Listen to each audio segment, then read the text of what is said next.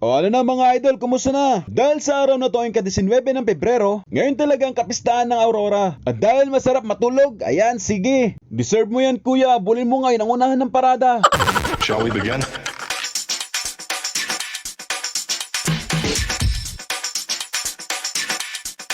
Let's begin now.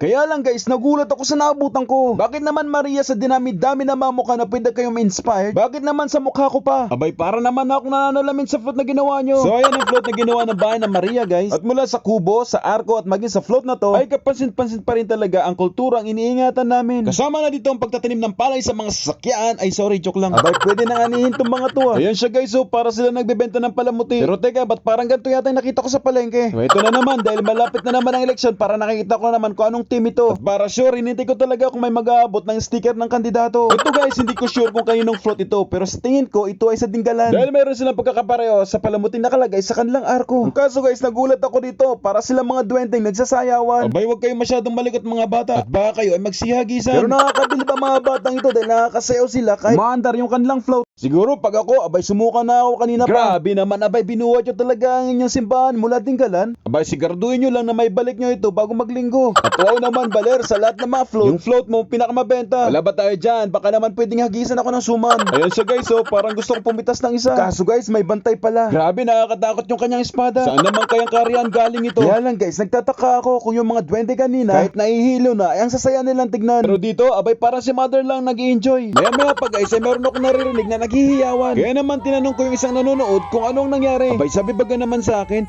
alam mo ba na ang mga yan bibigyan ni Gob ng tigil 5,000. Baka kaya naman pala ang sisigla nila at kahit libutin lang buong Baler, abay parang hindi sila mapapagod. Hindi guys, joke lang, talagang kinakarir lang talaga nila ang pagsasayaw. Kasama sa parada ng ating pinagmamalaking pambato ng Pambinibining Pilipinas Top 15 na si Miss Carmela Joy Fontanilla Quaresma. O diba, hindi kaya sila nangangalay na yan? Paano kayang pagsasana ang ginagawa ng mga to at nakakatagal sila sa pagkaway ng ganyan? At syempre, kasama rin natin ating pambato ng Miss Universe na si Miss Joy Crita. Aba, mas matindi to, abay magkasama pang flying kiss. Pagkatapos ng ating dalawang pambato guys, ay narito naman ang ating mga pampato.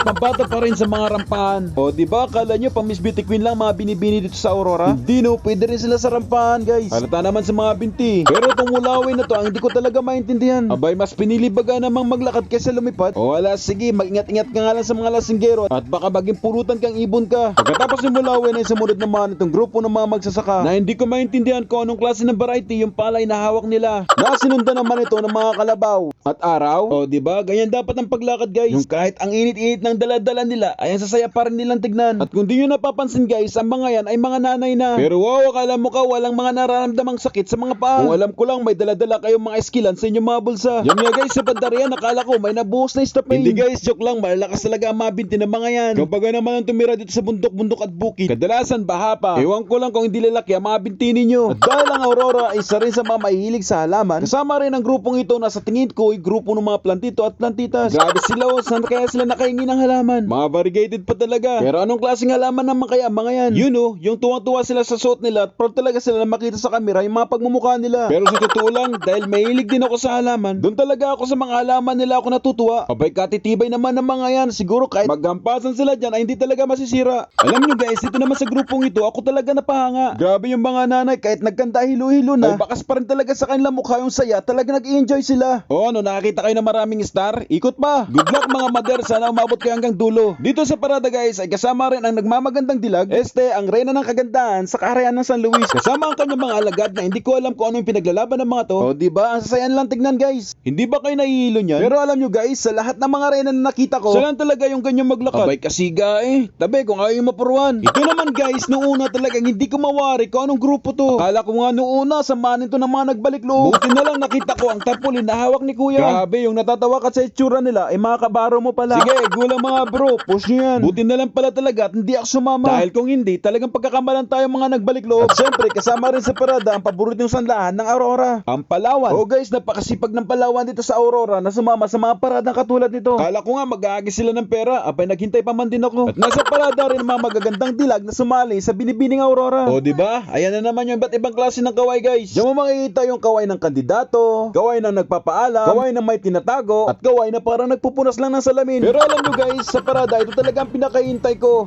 ang banda. Nakaka-inspired kasi silang panoorin guys. Para sa akin kasi sila ang malaking halimbawa ng teamwork. Kasi guys lahat sila mayroong parte na ginagampanan. At kapag pumalya ang isa sa kanila, abay good luck na lang.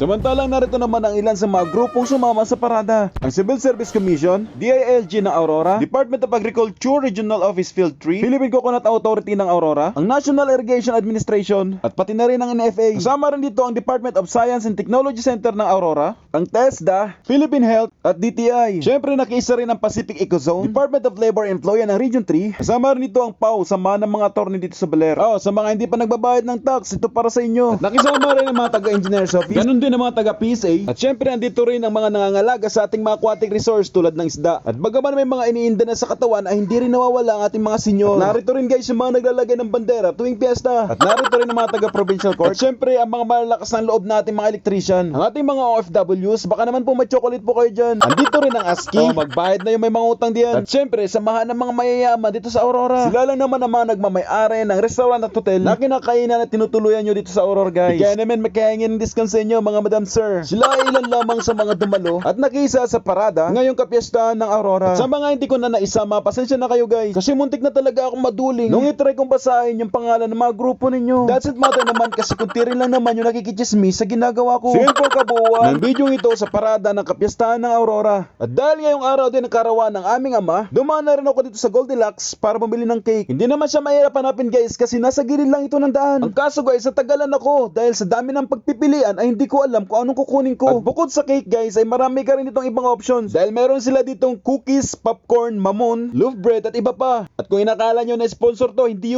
pilingero lang talaga ako. At nakakatuwa kasi napakabait ng staff nila guys. Kung natagalan ako sa pagpili ng cake, ang bilis naman niya nagawa yung pinagawa ko sa cake. At daran! O diba? Ang linaw ng pagkasulat guys. Ang kaso pinatanda ko ng 2 taon yung tatay ko dahil mali pala yung number na ibigay ko guys. Proud nga ako dahil ganyan na pala katanda ang tatay ko. Ayan lakas-lakas pa niya. O diba? Ang bilis ni ate kumilos. At pagdating ko guys ay hindi pa pala sila nagsisimula. At muntik pa hindi matuloy dahil wala daw cake. Maniwala man kayo at hindi, tatay ko yan. O diba? Si 10 na yan pero parang grade 6 lang. Hindi, joke lang, maliit lang talaga yan.